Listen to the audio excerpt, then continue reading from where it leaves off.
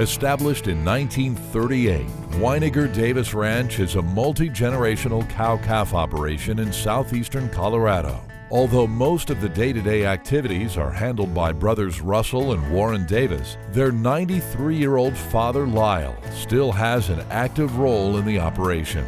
My father, Lyle Davis, still very much a part of the ranch, and then 3 younger brothers.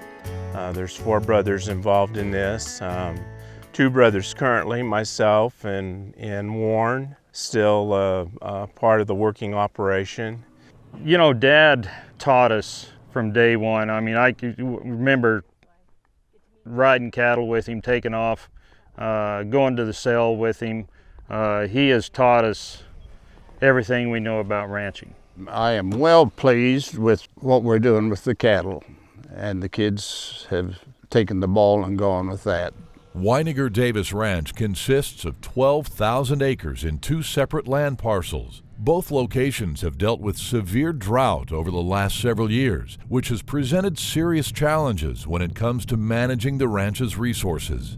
If we would get 5 inches of rain a year, it would grow us grass and feed the cattle. But we haven't even had that the last few years. We couldn't do anything about the wind, the dirt blowing, the damage that it had done, but you can minimize the impact that cattle have on a piece of ground. And so that's what we did. That's how we handled that. Several years ago, the family began looking at ways to diversify and maintain a more stable operation. Things really changed when the family learned that the short grasses on the ranch make for excellent habitat for wildlife, particularly one rare bird. In 2001 was kind of a game changer for myself, for the ranch, when we discovered that we had mountain plovers, and evidently they'd been here for the life of the ranch, and I didn't know that. I wasn't aware of it.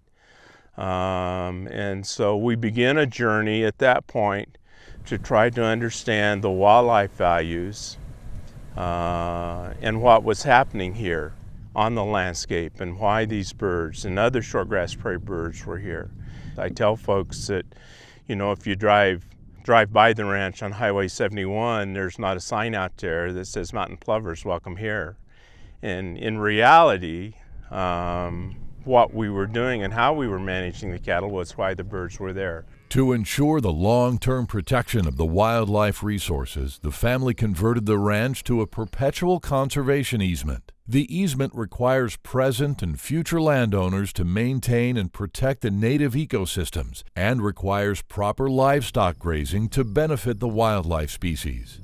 But it took us about 3 years to work through that transformation to begin to fully understand the importance of it, the value of it, that we didn't need to change up the way that we were doing business, but that we could continue to do the things that we do every day. We wanted to be sure that it didn't harm the way that we can be a ranch, that we can be a going concern, a business. We have areas set up for prairie dogs, we have areas set up for wildlife that they can establish themselves. We don't have to pull the cattle off. It is exciting for me that we have in place specific things for the future of the ranch, and that the ranch, according to the easement, will stay in the cow-calf business forever. The Davises believe in educating others about sustainable agriculture, so the family hosts educational tours and workshops to demonstrate the important relationship between conservation and agriculture. What we have found was that the most effective way to help folks to understand what was going on here was to stand them out here and explain to them what's going on and to see it firsthand. At Wineinger-Davis Ranch, conservation is becoming a lifestyle, not just a land management strategy. The future is brighter for the Davis family, thanks to their ongoing dedication to their cattle and the environment. We have a renewable resource with the grass, and as long as we keep that grass growing, we can produce cattle. I try to stay away from that word proud. I don't like that word. I'm happy with it. I'm glad that they're getting it done, yes.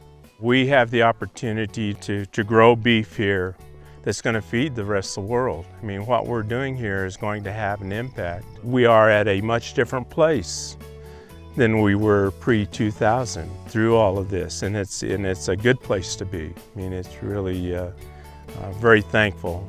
So I'm excited about the future, excited about what the ranch is doing and where it's going.